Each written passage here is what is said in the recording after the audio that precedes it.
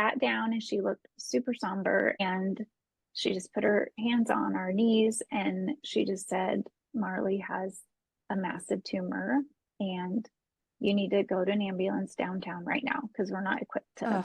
help her here. Hi, friends, and welcome to Echoes of Impact. I'm Briana. And I'm Charisse. We're so glad you're here with us.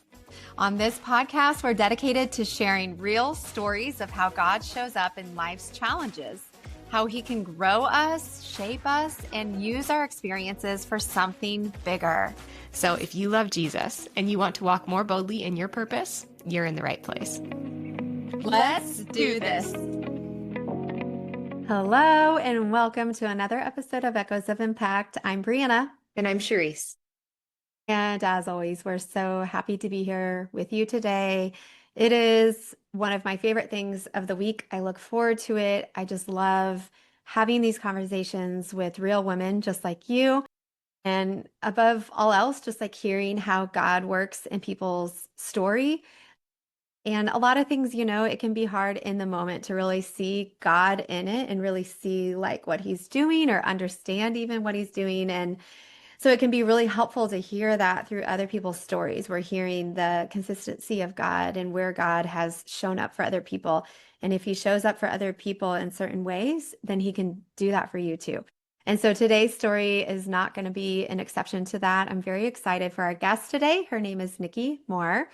We have loosely known each other for, goodness, at least 15 years. So it's not a relationship that we like hang out regularly, but we definitely have a lot of mutual friends and cheer each other on social media. And so she is just a dear person, somebody I have admired and has been inspired by from afar. So she might not even know. And I think that is probably true of a lot of you listening, that you just don't know the people that might be noticing your life and the way that you're giving glory to God. You just don't know the impact that you might be having in that. And so, Nikki, I hope you know that you've had impact on my life. And just thank you for being here. Thank you for being willing to share even the tender parts of your story. But just a quick intro to her. She grew up in California, but she's been in Kansas City for the past 25 years. She's happily married to her husband, Brent, and they have 3 kids total, so 2 Earthside. Mia, who is actually in college, which is just bonkers to me. I want to talk about that because I'm just a couple years from it. Micah, he's in 7th grade. And then a child in heaven, Marley, who she says is forever a 3.5-year-old. Nikki, she was once a school teacher, but she's been a stay-at-home mama for the past 15 years, but also an entrepreneur and working for herself for the past 10. So just as I mentioned, just a trigger warning to our listeners in case this is too sensitive for you right now, we will be talking about child loss in part of our episode. So just use your discretion with that. So Nikki, again, thank you. Thank you for being here. And the first question, though, before we kind of dig into your story is, what does living out your purpose mean to you?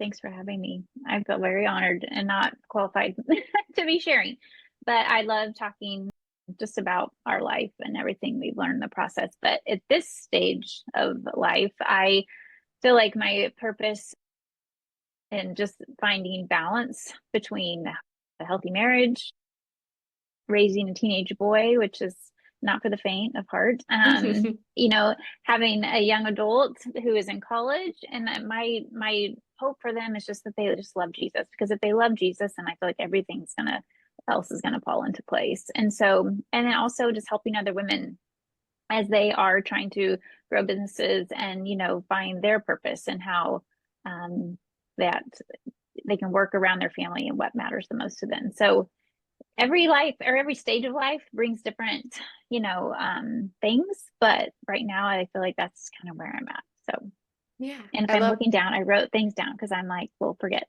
It's okay. I love that perspective because you have so many different age groups in your home right now to really pull from and learn from, and like looking back, and you appreciate things more with your 7th grader than you did maybe when your college girl was around that age, because you just don't have the perspective to like look back. So I can't wait to hear more about your story. So would you just take a moment and share a little bit about yourself and what brought you to be here with us today? Yes, Briana reached out. I think our story is not so unique. I mean, there people lose children, and I think when you go through something like that, it just brings about, an experience, some lessons you've learned along the way, some things, you hope that you don't ever, it's like a club you don't want anyone else to be a part of. They do have to be a part of your club. You hope that you can bring some sort of encouragement to them. And I just right away, when our daughter got sick, I just said the cancer is like not gonna define who we are. Like Yeah. we are the Moors, we love the Lord, and there's just so much more to life than cancer. And so yeah, it means a lot that I have the opportunity to share though, because God's been so good and there is so much to be grateful for. Yeah, yeah. Thank you for sharing that. Will you just kind of walk us through a little bit, like how long ago did this happen? How did you find out? And just kind of, yeah, bring us up to speed a little bit. Yeah, so in 2010, Marley was 18 months old at the time. Mia was 3.5, and she had been a happy baby, happy toddler, like, hitting her milestones, always smiling. But that summer, we just noticed she was changing, and it's easy. I think toddlers are funny.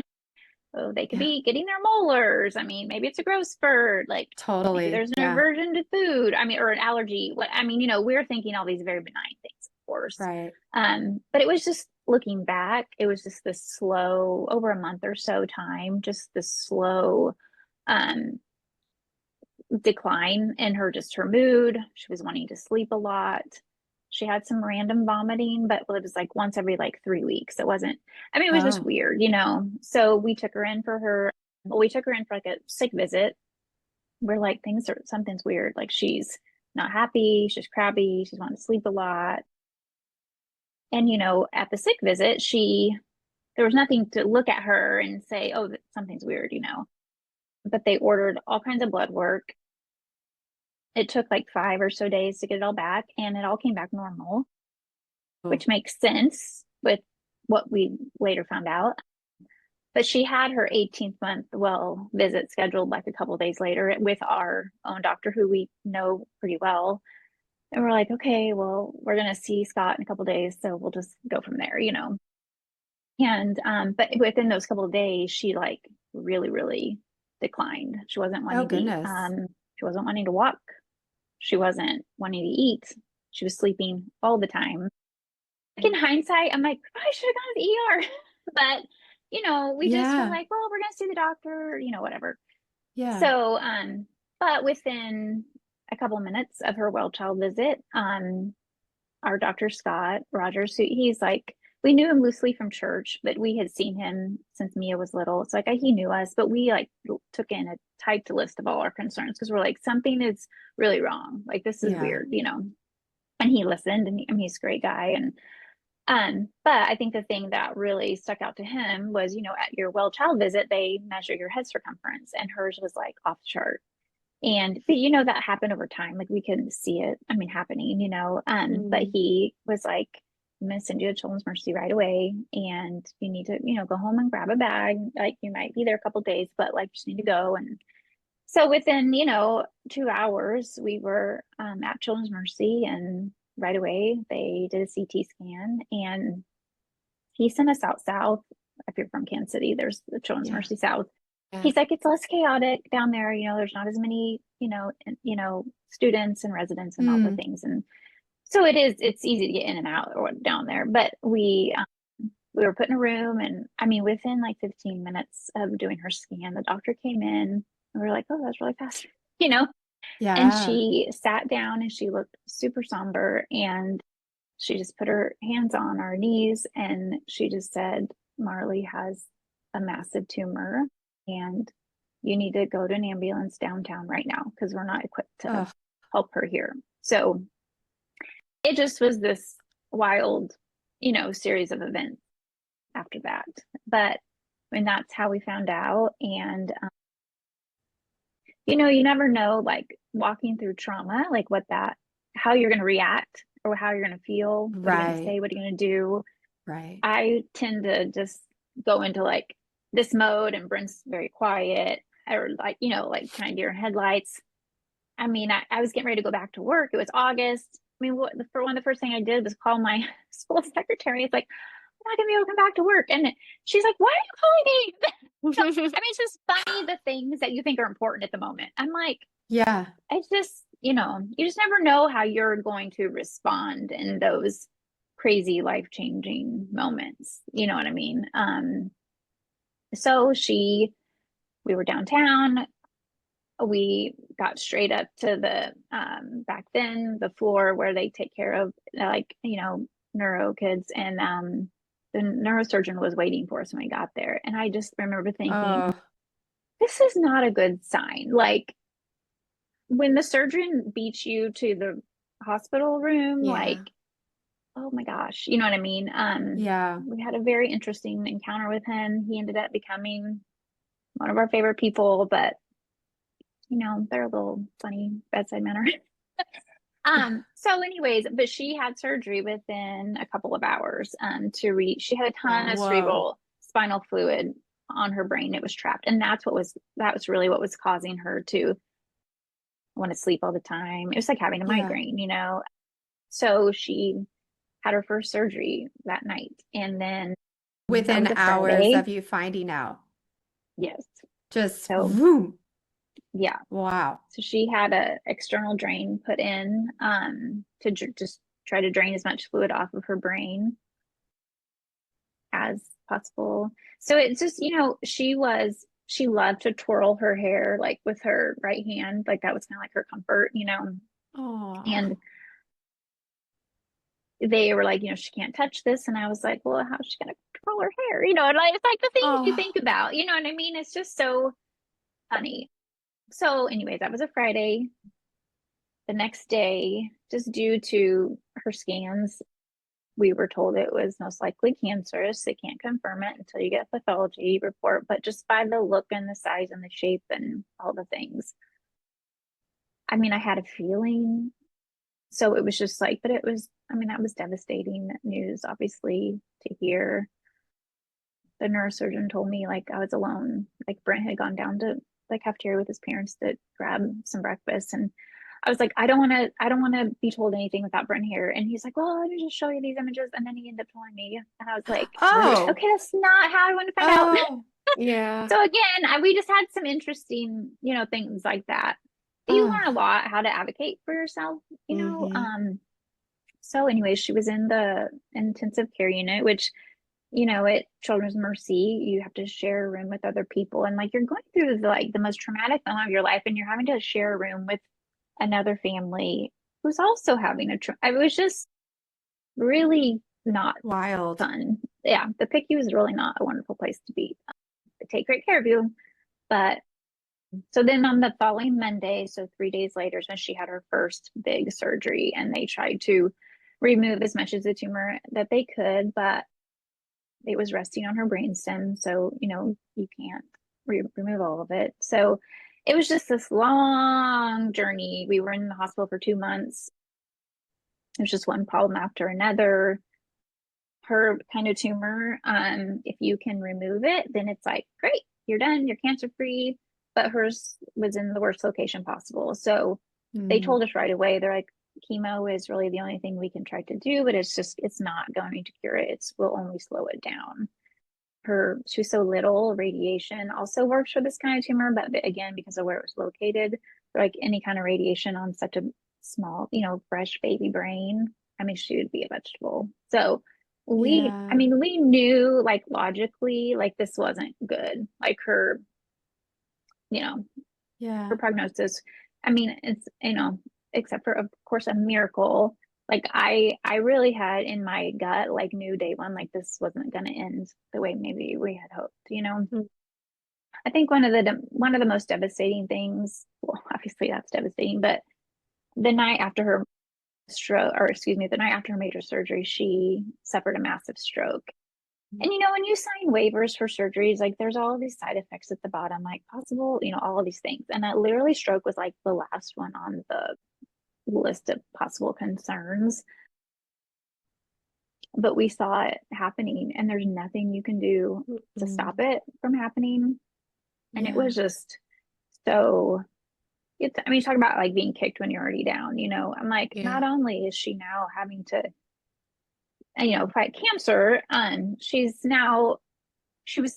was completely like paralyzed. She couldn't do anything. And it was just like, okay, God, like what on earth, So then we're having to deal with therapy. And I was just like, oh my gosh, like what's happening, And they kept telling us she's super young though. Like their brain is so pliable and like it can really rewire itself. And like, so we were now having to worry about therapy.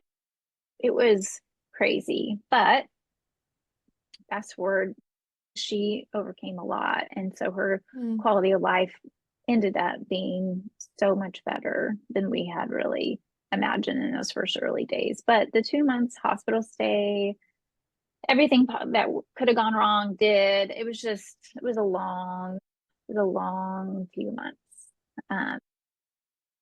It sounds pretty traumatizing. It really was. I mean, just on so many layers. It was. So But many I layers. love the staff at Children's Mercy. Yeah. Again, if you're not from Kansas City, it's our big children's hospital downtown. And I mean, I still talk to some of those people. Like some of them are still my friends.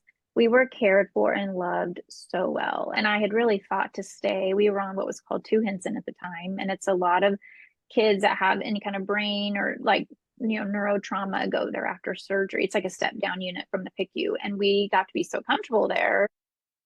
And we knew all the nurses. Like I was, at one point that our oncologist wanted us to move up to the HEMOC floor. And I was like, no, we're staying right here where everyone knows us. Everyone knows her, And wants to fight for her. Yeah. Oh, yes. I mean, she was everybody's favorite. I mean, she just kind of made friends everywhere she went. And they just took such good care of us. So I can't say enough about that place, especially those people. So, yeah. Children's Mercy is a special place for a lot of people in Kansas City. Briana and I both have ties to Children's Mercy. So I love hearing that. And I always say that those nurses are like the best people. It was such a blessing to work with them for what I did. I have a feeling that when you go through something like this, a lot of people, it is either a make or a break moment for your faith, right? How did you walk through that? And can you walk me through exactly, well, did that like come in waves or understanding or? For sure. I am, it's funny, my husband and I are super different. He's he's in higher ed. He's very academic. He's very cerebral. I'm very much a feeler and like totally go on faith. It's like, but so we balance each other out like really well, I feel like. But and I told Briana, I was like, community is the thing that always comes back to me. And what I know is such a gift from the Lord. And like, for those who don't have it, I'm like, I don't know what you do, but the hands and feet of Jesus and the body of Christ is so real and palpable when you're going through something so incredibly hard. And at the moment, or when Marley got sick, I had been teaching at an elementary school here in Liberty for 9 years. I was getting ready to start my 10th year. I mean, when I started that job, I was single. Like, I had gone through every major life stage, getting married, having one daughter, then having my next daughter, like with this school.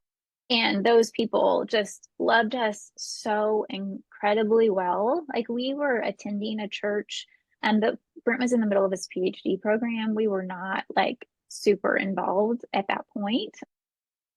So my school family was such a gift. I mean, they brought us meals every single night at the hospital. And then after we got home, they had fundraisers. Like they're so, I mean, just unbelievable. Like you just couldn't believe how well we were loved.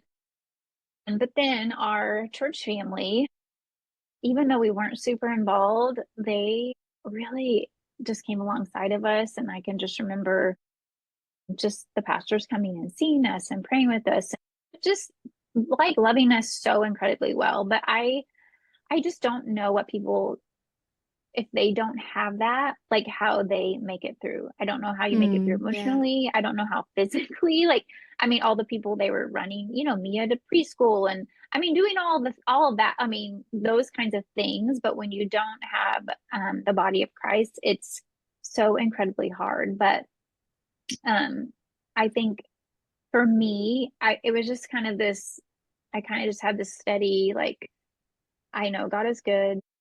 I know in the end it's going to be okay. Like, this is not our home. Like, I can't focus Mm, on what this is doing, but the reality of the situation. And it's like our life is such a blip in the, in the massive, when you think of eternity. And so it's Yeah. like we're going to either make the best of this and we are going to continue to like give God the glory, or we're going to let it wow. destroy us. And it's just like, can't do that. Like, this, to me, it wasn't an option. It was just like, Hmm. but of course, there's moments where you're angry, and you're sad, and you're frustrated, and you're like, why was this happening? I just feel like losing a child was probably like my biggest fear, and it was like coming true. And Yes. but I didn't. I know we were so surrounded and protected and loved and prayed for and prayed over that there really wasn't moments that I just, my faith wavered in a way, in a negative way, I guess.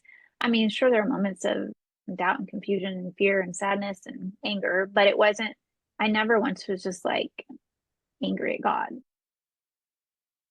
But I think I think that comes back to community. And though I was constantly being poured into and constantly Yeah. being prayed over and constantly being reminded that, God's good and he's here and he's got you and he's comforting you, even though this just sucks so bad.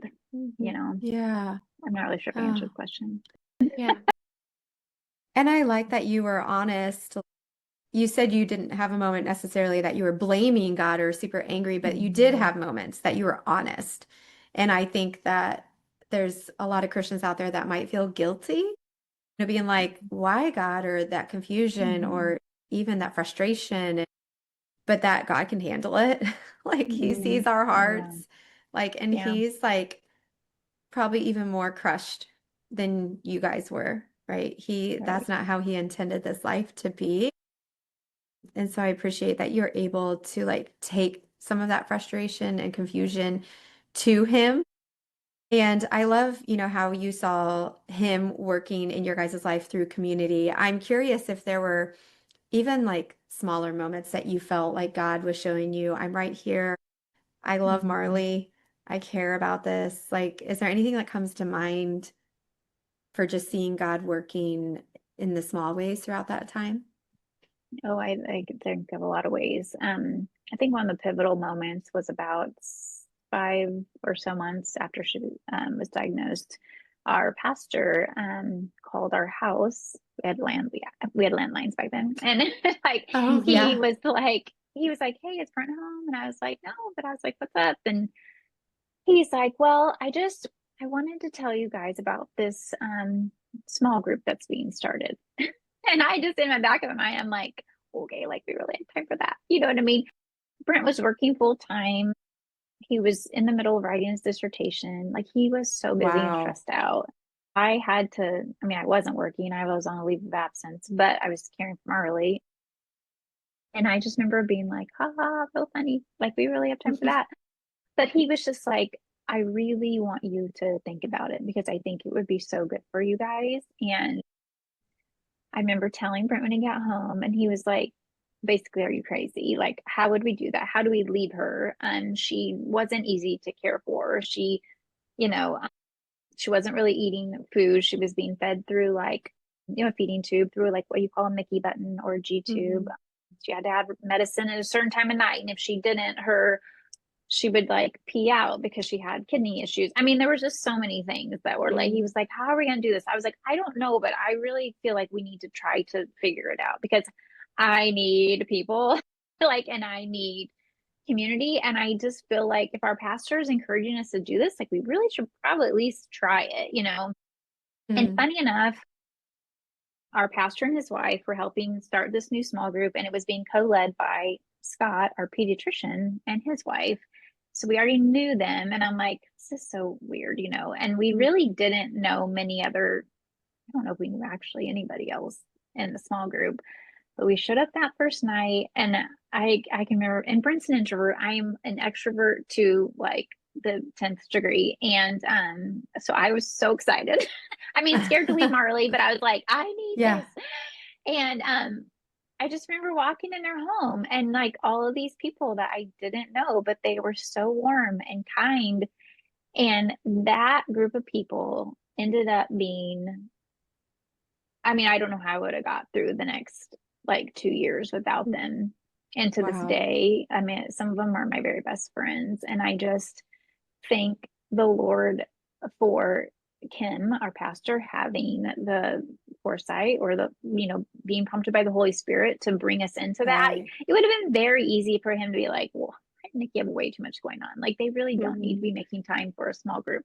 You know what I mean? Like, it would have been so Right. easy to just not overthink that and be like, oh, no way, but oh my gosh, I just don't know how we would have made it through. I mean, the next couple of years without those people. And it's just ended up being the biggest blessing on so many levels. So, I mean, that is one major, probably one of the biggest things I think about when I think about our journey and just community and coming alongside of us in such a difficult time. Yeah.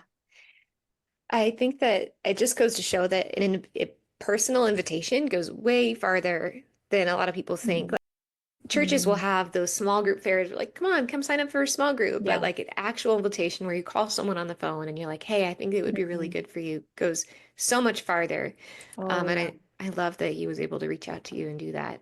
Mhm. Mhm. So if there are any listeners today that, I always ask myself this, like, how do I be there for somebody that I know is going through a major life loss, like loss of a child or something like Mhm. that? What advice would you give to them to show up for them practically, or even because there's so many different ways, right? But a lot of the times we just Right. don't know what to do or don't know what to say. Yeah. Right. And I think not saying anything is probably one of the most hurtful things Mm, Wow. you can do Yeah. in those moments for yeah. people. Like, people say some crazy things, and they think they're well intentioned, and they think they're giving great advice, or they're being Oh, encouraging. And sometimes you're like, oh golly, I can't believe they just said that. But I'm like, at least they're trying, though. I mean, at least Yeah. they love you enough that they think they're helping. So I'm like, it's better to say something totally off the wall and crazy than just like go silent and not say anything at all. That's Yeah. actually the quiet and the silence is more painful than anything else from people you consider like near and dear friends. You know what I Yeah. mean? It's good. So, but I think everyone is so different. For me, it was like I needed people. Like, especially after we lost Marley, like when she was still sick, it was just like we were always at the hospital or we were at therapy. Like, I was just always running, and I was just busy. My dad ended up coming out and living with us for a lot of that time, and he was so incredibly helpful. So, but after she passed away, it was just like I was pregnant with Micah, which I haven't really talked about that yet. right. Yeah. Mia was in school. Brent was running all over Kansas City, adjuncting, trying to get experience in order to get a full-time job. I just needed things to do. Like, I started volunteering in our church office. I was going to women's Bible study. But I having coffee dates all the time. But I'm an external processor, and I like needed that. And people knew that I needed that. Like, I was very rarely alone, and that just filled my cup at that stage of my life so incredibly much. But I think it's important just to know, especially if you know them well and you know their love language, or it makes them tick. I just like that. Like, if people love gifts, Yeah. then just bring them a little coffee or a Starbucks gift Yeah. card. If Yeah. they love works, like do their laundry. Our sweet next door neighbor did our laundry the entire time we were in the hospital. And Whoa. So walk and me through she, how that happened. Did she walk over and like take your laundry, or did she yes. ask? So we had, like, surrogate parents that lived next door. Paul and Linda. Anyone who knows us knows them. They're precious to Wow. us. I mean, they were like me as grandparents. I mean, she'll even say, "Isn't it funny that my best friend was like a 75-year-old lady next door?" You know, it's true. Oh, so So sweet. no, That's sweet. she had our garage code and she was just a doer, and she was one of those people that just couldn't sit still, and she loved our family so much. And so that was just something she's like, this is something I can do for you. And it's just, I want to do it. So it was just Mhm. like, They're like, you know, it's done. Yeah. it's done. I mean, I didn't have to worry about it. I mean, Brent's like, Linda's washing my underwear. I'm like, you know what? It's a Yep. blessing. Yes. So, I mean, Brent, I stayed at the hospital. We tried both of us staying there. It was sleeping on that leather sofa. It's just Yeah. not great. You know what I mean? Oh, So he started yeah. going home with Mia. So, but he'd bring fresh clothes all the time and take our dirty ones back. And I mean, just like the simplest, but what a tangible like gift that was, Absolutely. but just knowing what people need. Some people will not ask for help, but they need something, and Mhm. it could be gift cards to a restaurant, it could be laundry, it could be grocery shopping, it could be just going on a walk and not saying anything. So I think just meeting people where they're at and knowing what will fill their cup. And if you're not sure, just go ahead, just either take a wild guess or ask, Yeah, take a while. but just Mhm. do something, Yeah. do Mhm. anything, you know what I mean? Because the But worst they could when say is no, thank you, right? Oh, 100%. Or that's But not if, helpful. Yeah. Yeah. But the right. offer of it means more than no offer at all. Yeah. Oh, 100%.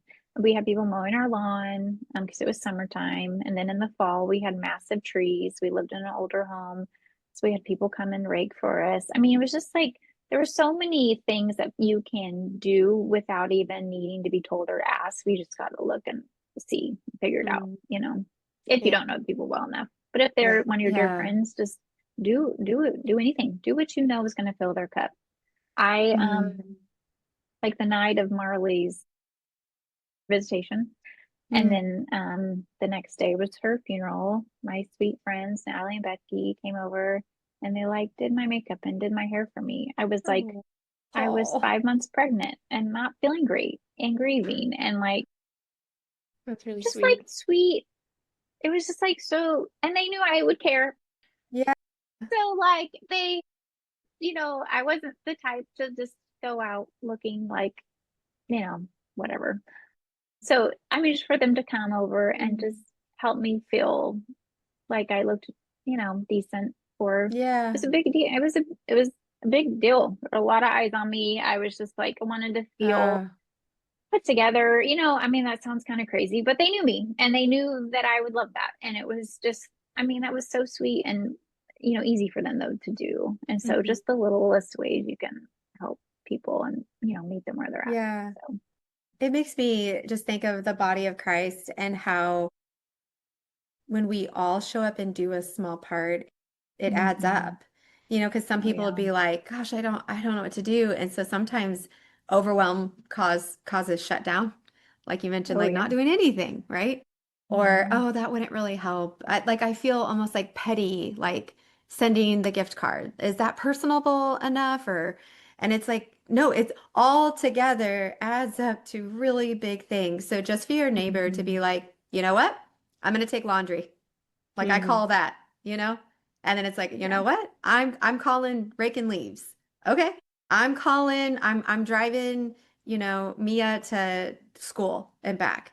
And if everybody just shows up and does that Mhm. one thing, just one thing, right? Then Yeah. it's this huge impact. I also really appreciated how you said just talking about it and like not being afraid to talk about it.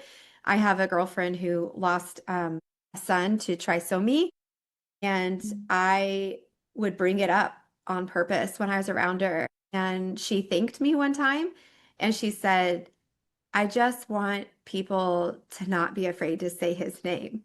Mm. Mhm. And that has just stuck with me because I think Mhm. people are like, if I say Marley, you're gonna fall Mhm. apart. Which Right. obviously, if you did, who cares, right? But it's almost like, oh, I don't Mhm. want to Mhm. add to the grief. I don't want to add Mhm. to the sadness. But it's like, Mhm. actually, especially for somebody like you who's an external processor, say her name. I want to Oh talk yeah. about Marley. I want to Yeah. talk about how much I loved her and what kind of Mhm. person she was and what she meant to us. And so I want to give you an opportunity. You mentioned maybe a couple small things about Marley, but if you could just tell us all like what she meant to you, what kind of little girl she was, what would you say? Mhm. She was adorable. She was just very beautiful. And I think she had my personality.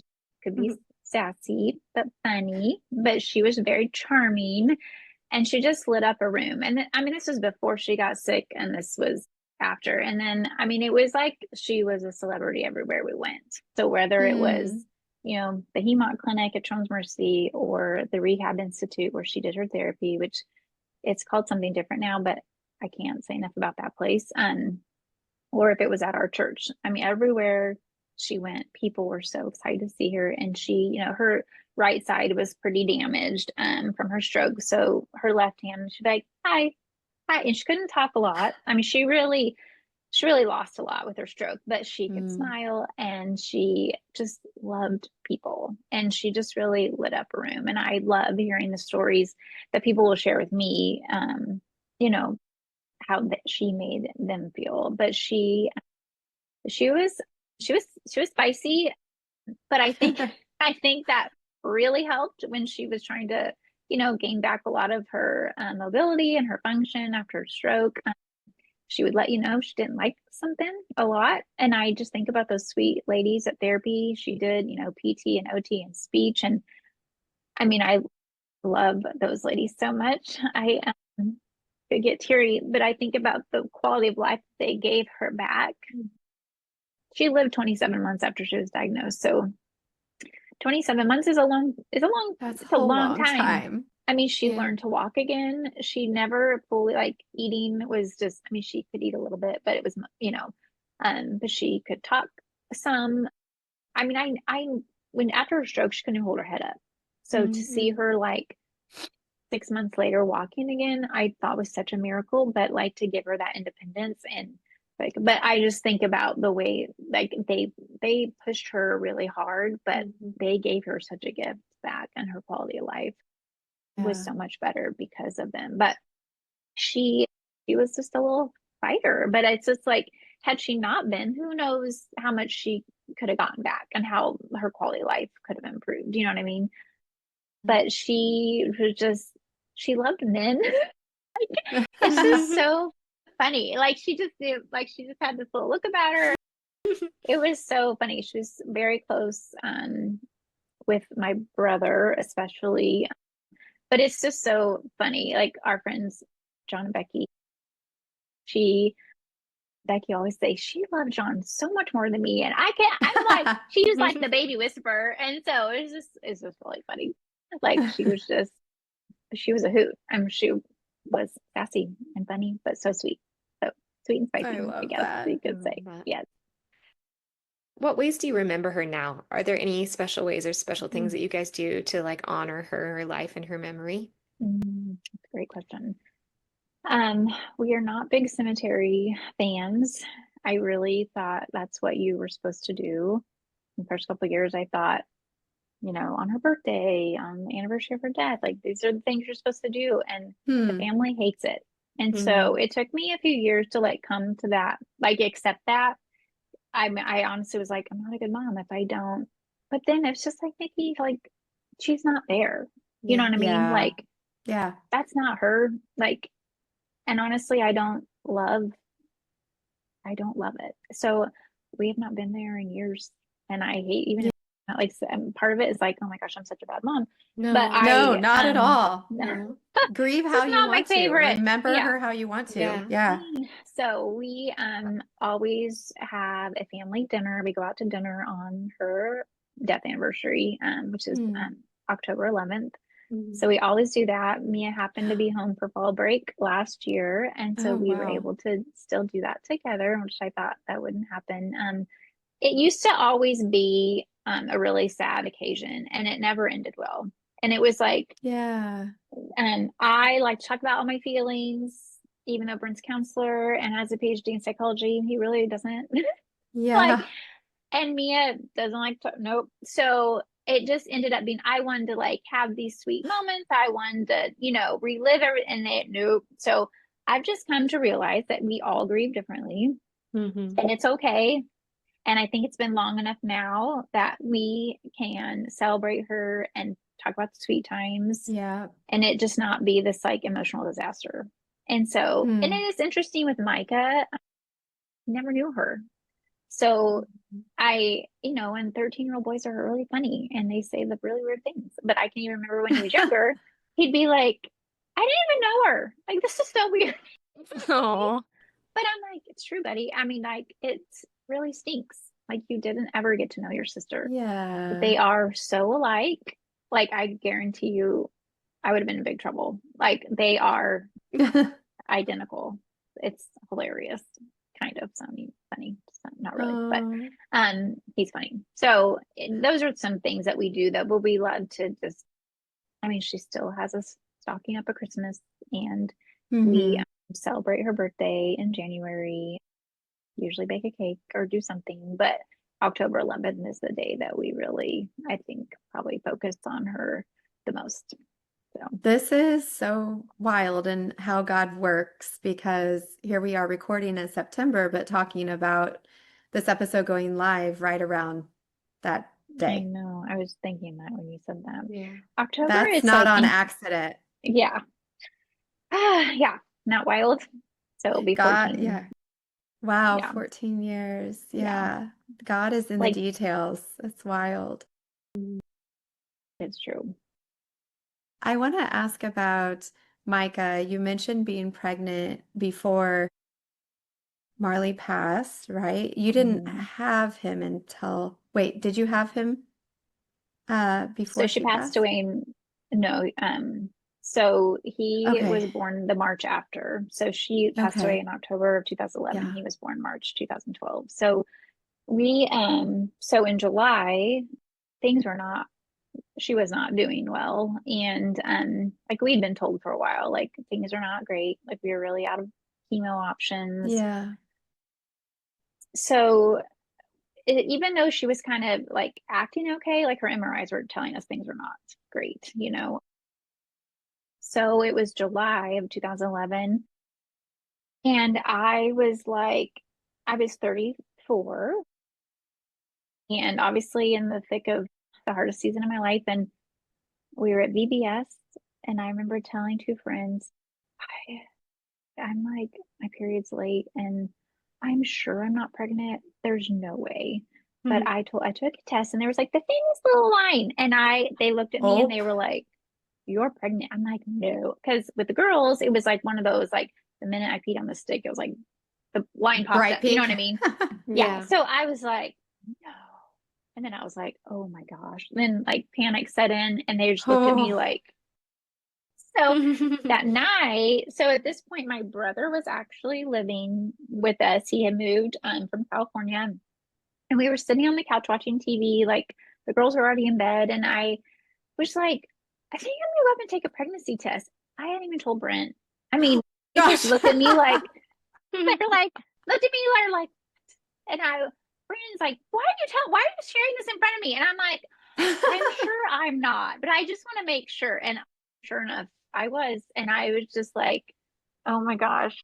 Like it was crazy. So So that was obviously July. not planned, not, No, no. no, nope. Not Wow. sure how that happened actually. And then like August, we found out had to stop treatment with Marley. It's like a month later. Mm. And she passed away Wow. in October and he Oh. was born in March.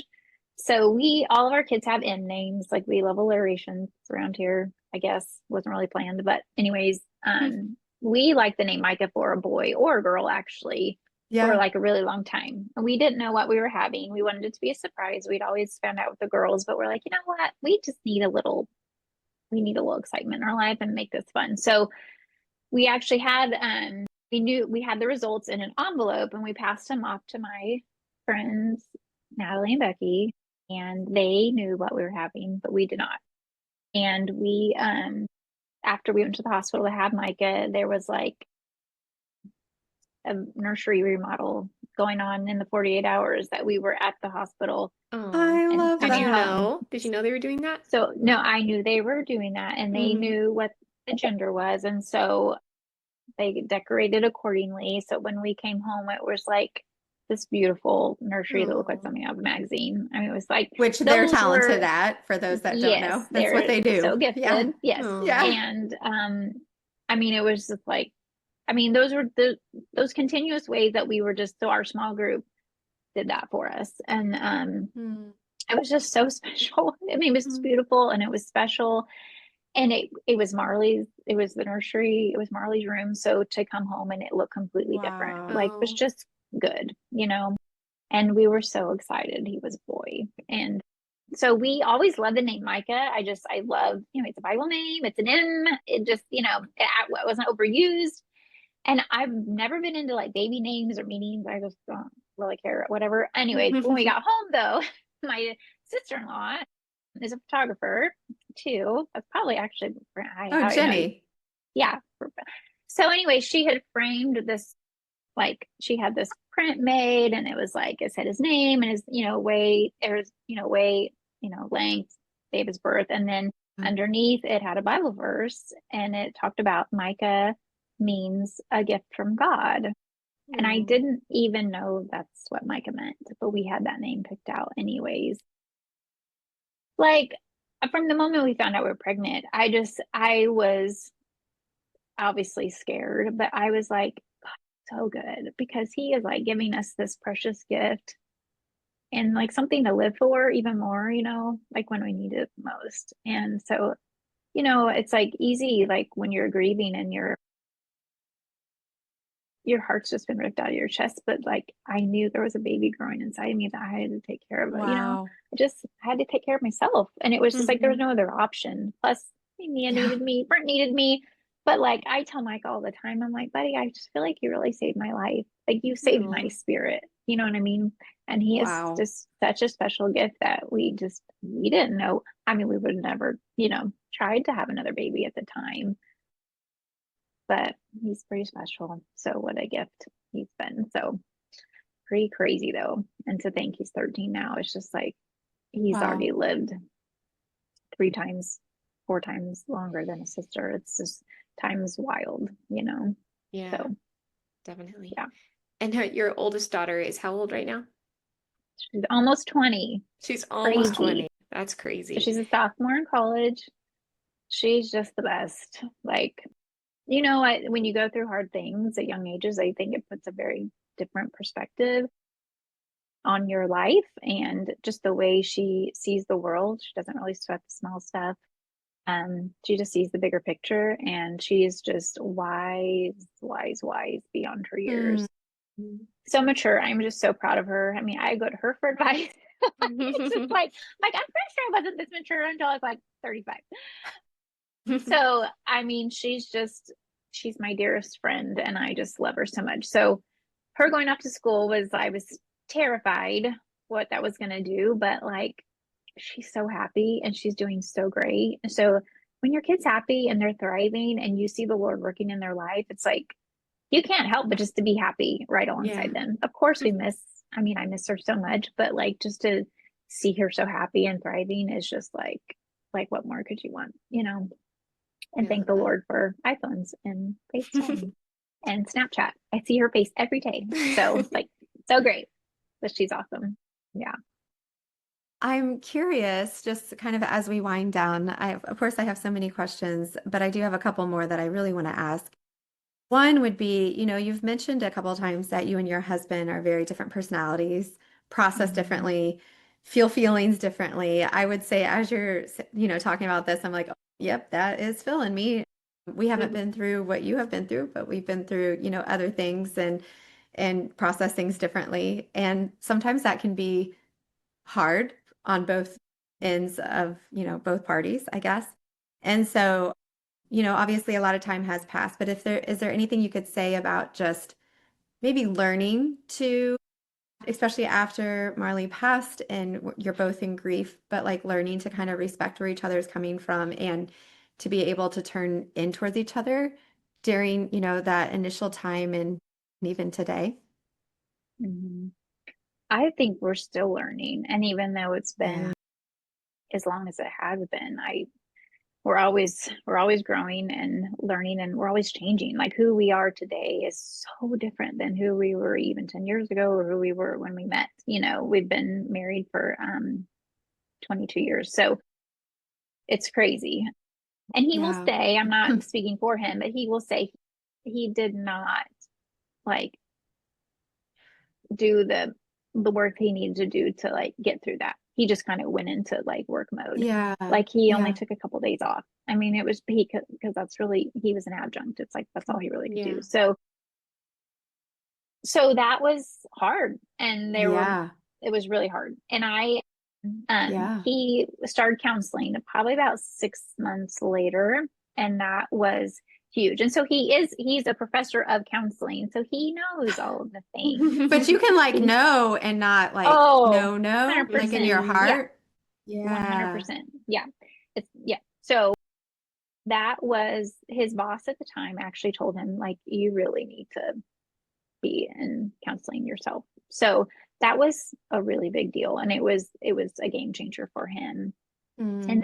then, so anyways, just as life has gone on, like there's been times where it's like, you need to go back to counseling, or you need to be working on yourself in the way that for me, I think because I am such an external processor and I am blessed with such wonderful friends, I Yeah. was constantly talking and sharing and working through my emotions and my feelings. So I'm not to say I didn't need professional counseling, but at the time that felt sufficient and I think was good for me. So I went to counseling later, but at the time that was good for me, I think. And so it's so funny how we are so different, but we balance each other out like really well. And just like now Mm. we know, like we know each other so well. I know what he's thinking. He knows what I'm about to say. Like what a gift it is, like to be on that journey with someone and just know and love each other so well. And Yeah. honestly, the last year or so, it's probably been one of the hardest, most challenging years in our life, apart from Mm. Marley. There Wow. was a lot of big changes that happened. And so once again, you're back at that place where having to like, work through all the feelings and the emotions and the fear and the doubts. And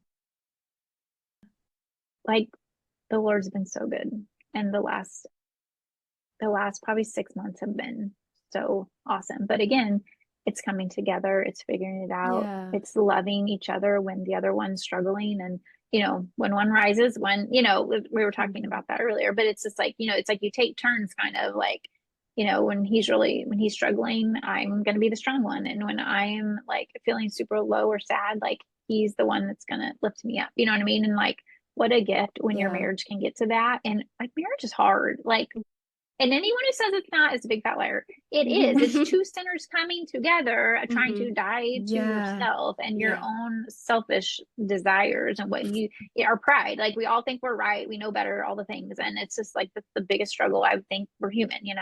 So like when you can stick it out and work Yeah. through the hardest times and love each other, even when you're just like, when life's just Mhm. hard, like what a gift it is to come out on the other side. And like Hmm. I think it's easy for moms, like all of our identity, all of our time, all of our concern, all of the things go to our kids. It's like I spend more time worrying about our children. It's ridiculous, but like eventually you hope they're going to grow up and they're going to leave and they're going to be gone, and then you're stuck, you're left with your spouse, and like, With your spouse. Yeah.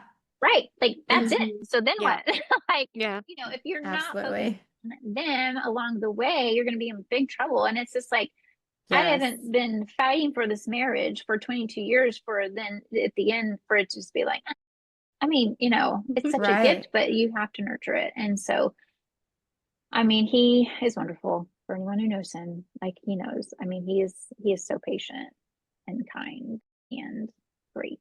And we are a really good team. And I'm just Mm. so incredibly thankful. So quick story, when Marley had only been in the hospital a couple days, and we were told that the one of the psychologists wanted to meet with us, and she specifically deals with oncology families, and we were like, okay, I mean, there was so much going on. I'm like, oh, really, I have to take the time away to go have this meeting.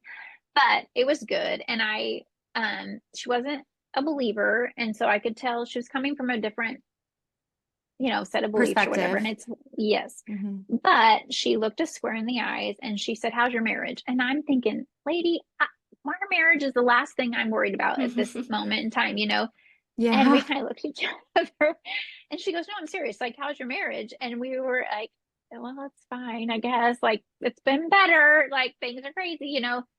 And she goes, Yeah. well, I'm serious because if your marriage is not great or not healthy now, like it won't survive this. So you either decide, you Uh, make a commitment right now and you decide to do this as a team, or your marriage will fall apart under the pressure. And we just were yeah. like, okay. I so appreciated her bluntness. And Yeah. sorry, my dogs are barking. It was like, you have moments you just that really stick out. And I just remember that so Wow. poignantly. And I was just like, well, we're in this together and we're not going to let cancer, tear us apart. And we didn't. Yeah. And I'm just so incredibly grateful. Yeah. Okay. Well, my last question, and then we'll just kind of end by giving you a chance to say anything you feel like we've missed. But sometimes, when living through something like you have, there can be some purpose found in that too.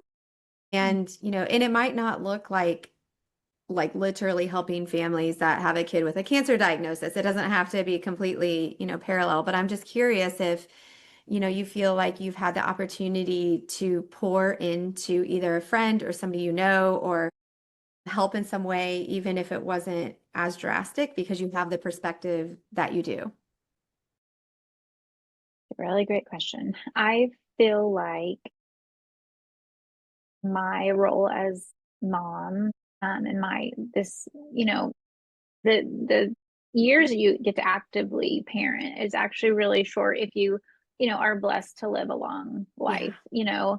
And I Hmm. think it's easy for women to like just dive into that so hard and so deep that's all they can think about. It's all they focus on.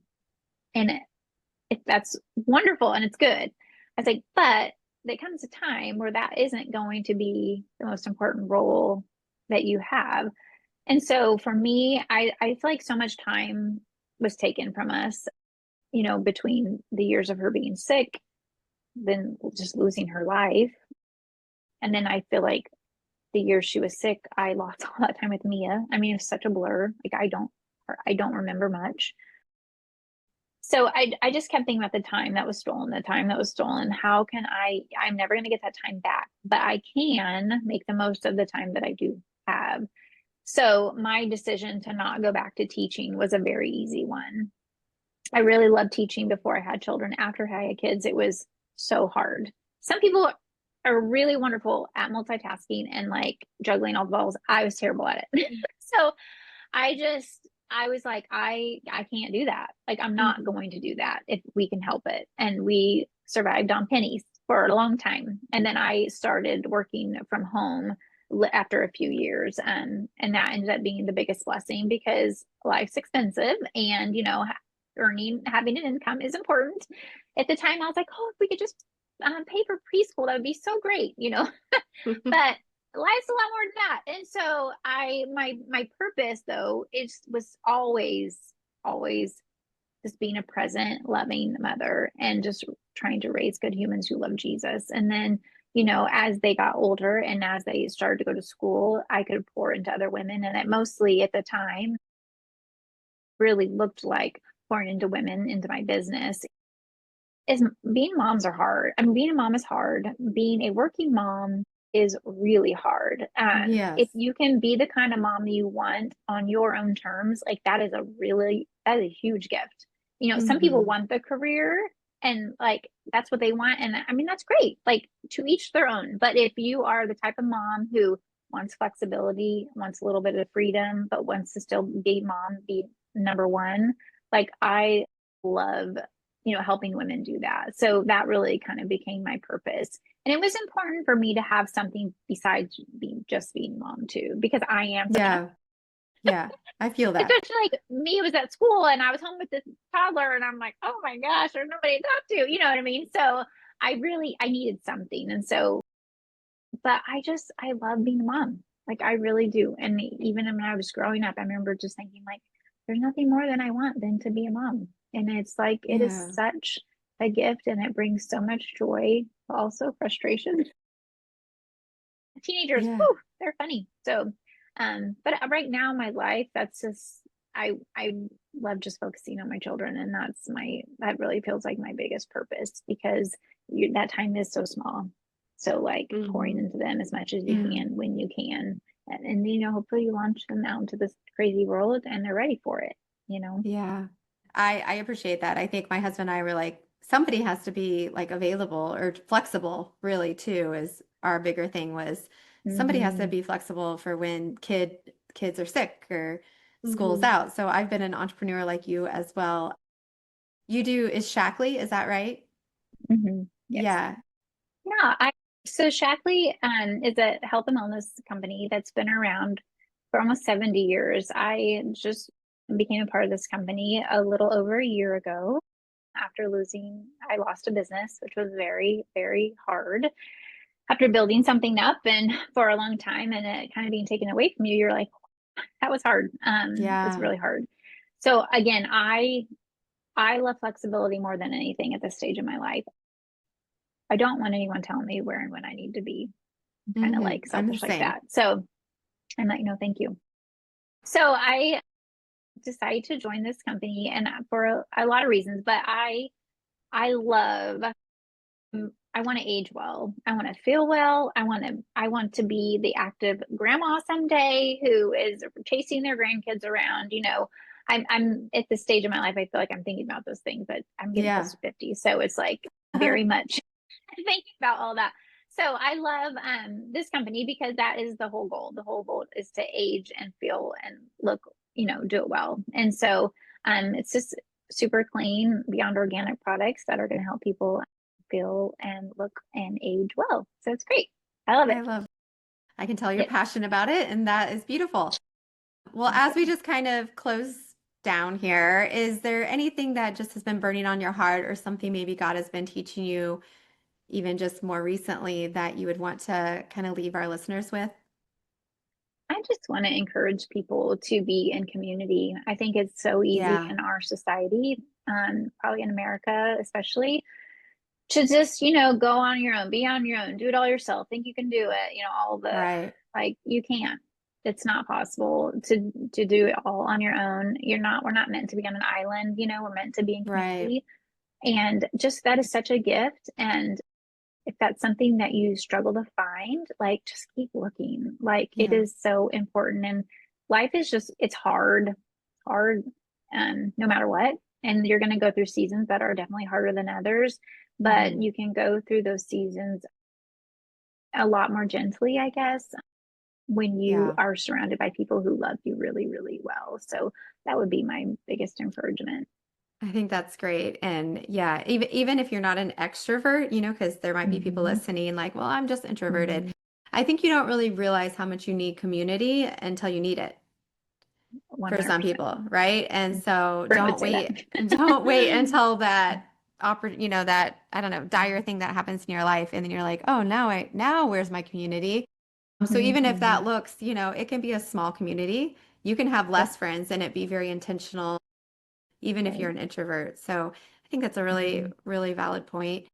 Well, Nikki, thank you so much again for being here today and just sharing your heart and being vulnerable. Thanks again to our listeners for joining us. Join us again next week for another inspiring story. Thanks for listening in today, and we hope that you enjoyed today's episode. Just remember, your story matters, and God is using it to create echoes way beyond what you can see. If this episode encouraged you, please share it with a friend, subscribe, and leave us a review. We'd love to hear from you. Until next time, keep trusting God, leaning into His purpose, and allow your life to echo His love.